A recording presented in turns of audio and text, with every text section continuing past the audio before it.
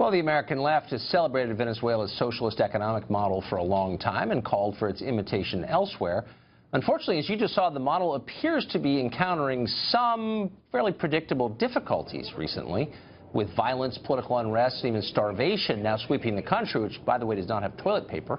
Does the left still think that socialism works? Dakota Lilly is with the group Students and Youth for a New America. It's a pro-socialist youth organization, and joins us now. Dakota, thanks a lot for coming on.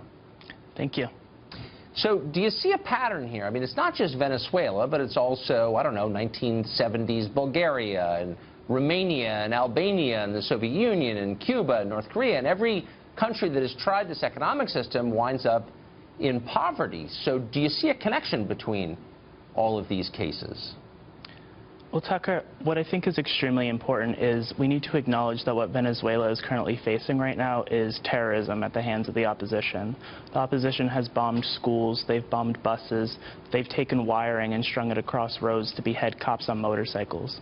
These aren't choir boys, these are violent extremists hell-bent on taking away the progress Venezuela has made over the past few years. So who's got the guns in Venezuela? Private gun ownership is obviously illegal in Venezuela, and so the overwhelming majority of firearms are in the hands of the government. So how can the opposition to the government be the ones perpetrating the violence?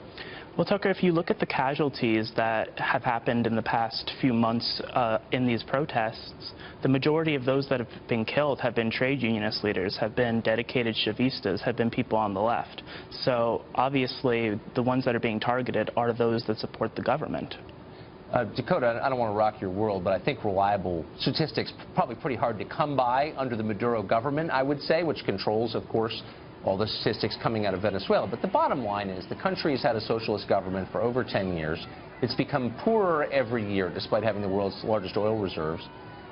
Does that give you any cause to stop for a second and say, you know, maybe this whole socialism thing doesn't work that well? It's never worked anywhere. It's not working again. Maybe there's a lesson for me as a young American, no? Well, Tucker, everyone in Venezuela, including the president, Nicolas Maduro, acknowledges that reforms are needed in things like food distribution and elsewhere. But very few, if anyone, in Venezuela want to go back to the pre-Chavez years of unbridled capitalism. So much so that the leader of the opposition, Enrique Capriles, calls himself a socialist.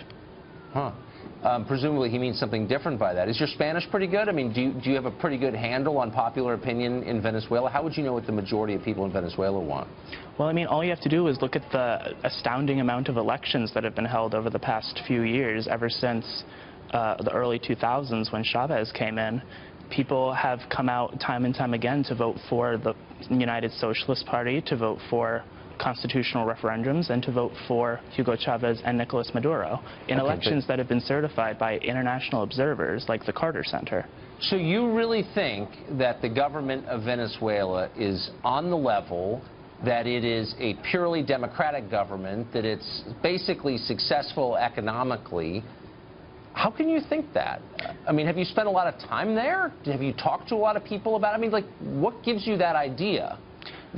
Well, Tucker, if you look at the international observers that have certified these elections, I mean, what stake does Jimmy Carter and the Carter Center have in defining fraudulent elections as democratic? I mean, I think most people, if you look at the violence that has happened after these elections, every time the government has won an election, there's been mass violence, yet the one time the opposition won in December, there was no violence. And plus, at the end of the day, what stake do American working families have in the United States meddling in internal affairs in Venezuela? Well, I don't think it's a question of the United States meddling in internal affairs in Venezuela. It's just that it's a total disaster. Like, they don't have toilet paper in parts of the country. People are starving in what was pretty recently in my lifetime. I visited it as a kid. A rich country, a country making progress towards first world status, and now it's a disaster with one of the highest crime rates in the world. Like, the Chavez and Maduro people did that. Why not just say that out loud? Why make excuses for them? Well, again, like I said, everyone in the government acknowledges that things like crime are too high and reforms are needed. That was something that was mentioned by Chavez before he died and is still mentioned by Nicolas Maduro.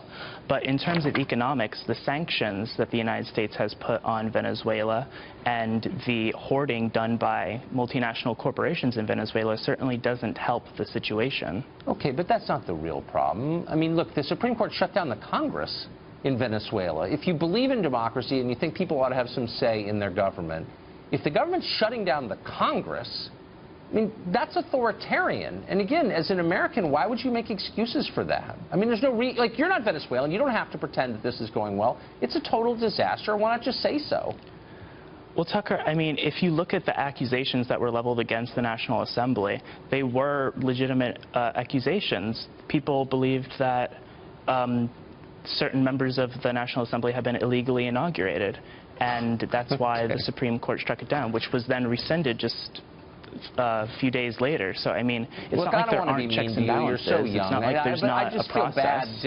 It's just, you know, people, I guess, in college believe anything, but it just seems like, of all the things that we debate, whether or not Venezuela is a success does seem to have moved into the beyond debate category. It's like a total disaster. So, you know, I don't know. If you don't see that, I'm probably not going to convince you on this show. But thanks for joining us, Dakota. I appreciate it. Thank you.